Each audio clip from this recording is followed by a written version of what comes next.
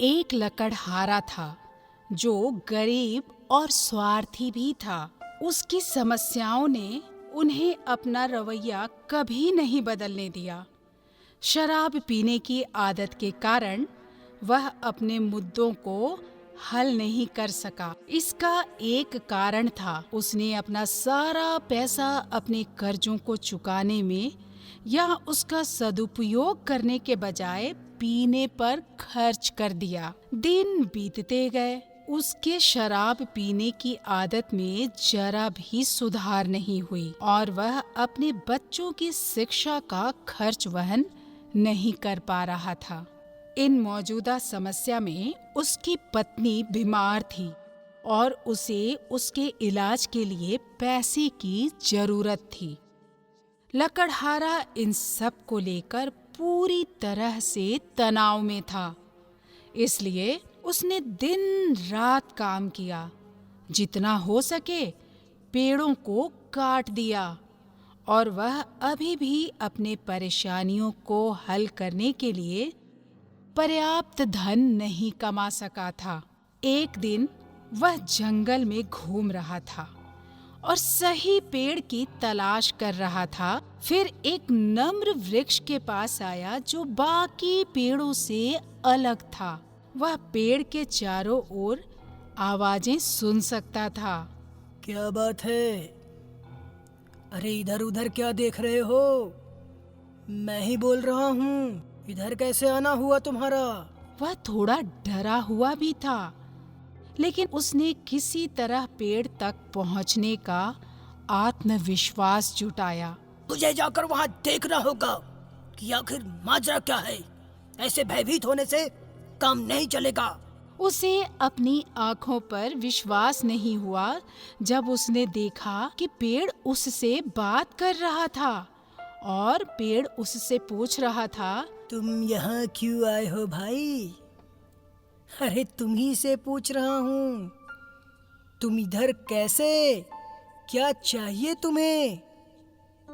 बताओ मुझे, क्या चाहिए?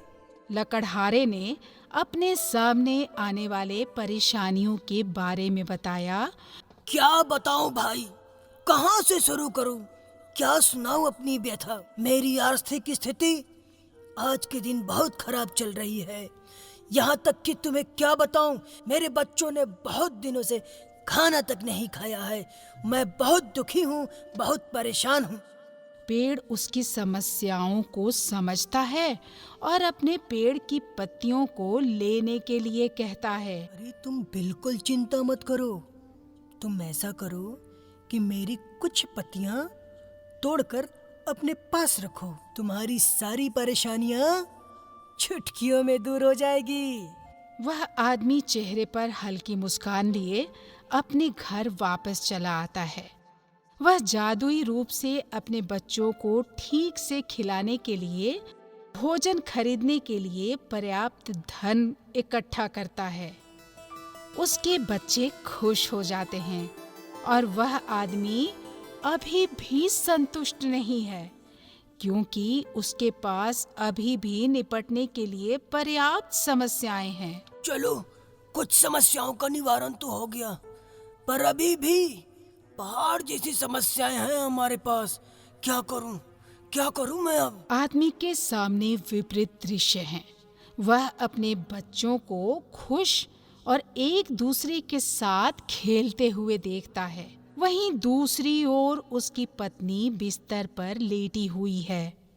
वह आदमी बस यही सोच रहा है कि इस समस्या का समाधान कैसे होगा। वह फिर से यह सोचकर जंगल में भटक रहा है कि वह इस मुद्दे को कैसे दूर करेगा।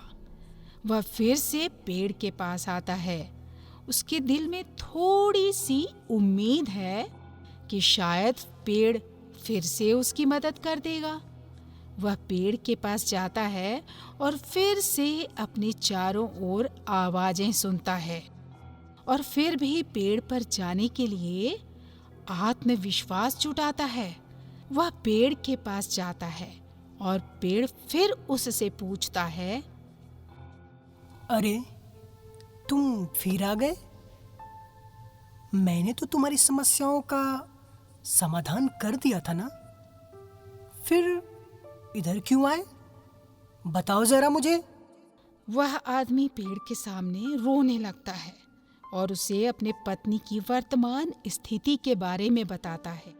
आपने मेरी मदद की, आप धन्यवाद के पात्र हैं। मेरी बहुत सारी समस्याओं का निपटारा हो गया, पर मैं क्या बताऊं, मैं वक्त का मारा इंसान। मेरी एक मुख्य समस्या जिसमें मेरी पत्नी बीमार रहती है, मुझे अब समझ में नहीं आ रहा है मैं क्या करूं, कहां जाऊं। पेड़ उसकी परेशानियों को समझता है और उसकी मदद करने के लिए तैयार हो जाता है। ठीक है, मेरे शाखाओं के कुछ और पत्तियां तुम ले लो, तुम्हें मदद मिलेगी। वह फिर से कुछ पत्ते उठाता है जो सोने में बदल जाते हैं और सोना एक विशाल ढेर में होता है। वह आदमी अब अधिकतम सीमा तक संतुष्ट है और अपने घर वापस चला जाता है। वह अपनी पत्नी को तुरंत एक अच्छे अस्पताल में ले जाता है और सुनिश्चित करता है कि वह स्वस्थ अवस्था में अपने घर वापस आ जाए। तुम चिंता मत करो भाग्यवान, बहुत जल्द तुम स्वस्थ होकर घर जाओगी।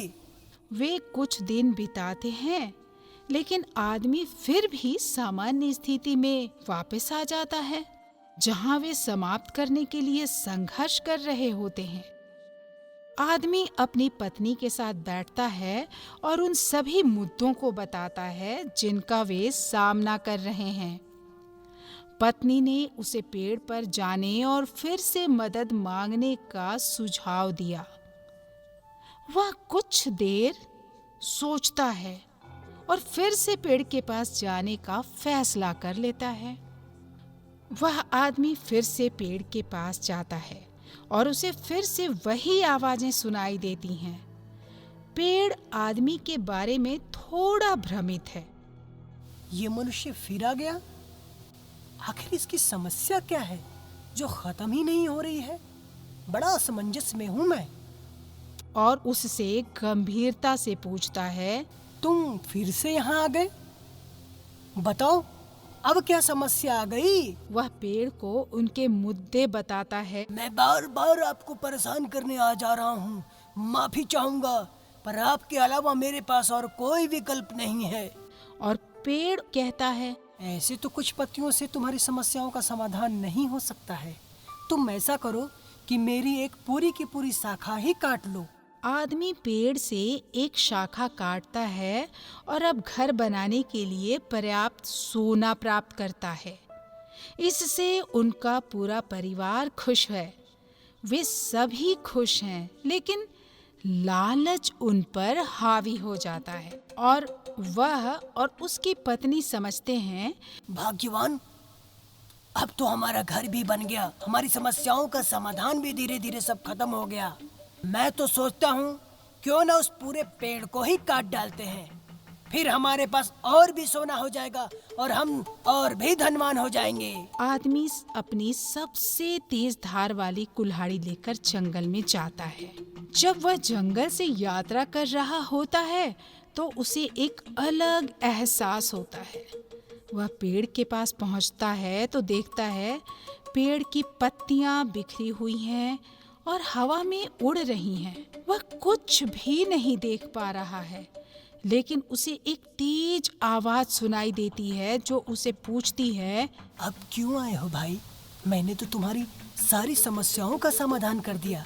कहीं ऐसा तो नहीं कि तुम्हारे मन में लालच हो और तुम मुझे पूरा का पूरा ही काट कर घर ले जाना चाहते हो? पेड़ मनुष्य के वास्तविक स्वरूप को समझ जाता है और पेड़ उसे अपने पास नहीं आने देता है।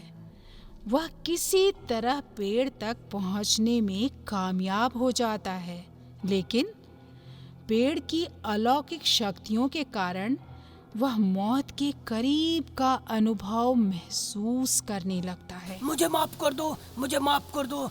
हाँ, मेरे मन में लालच आ गई थी, मुझे माफ कर दो, मुझे जाने दो, मेरे छोटे छोटे बच्चे हैं, मुझे जाने दो, अब ऐसी गलती दोबारा कभी नहीं करूँगा।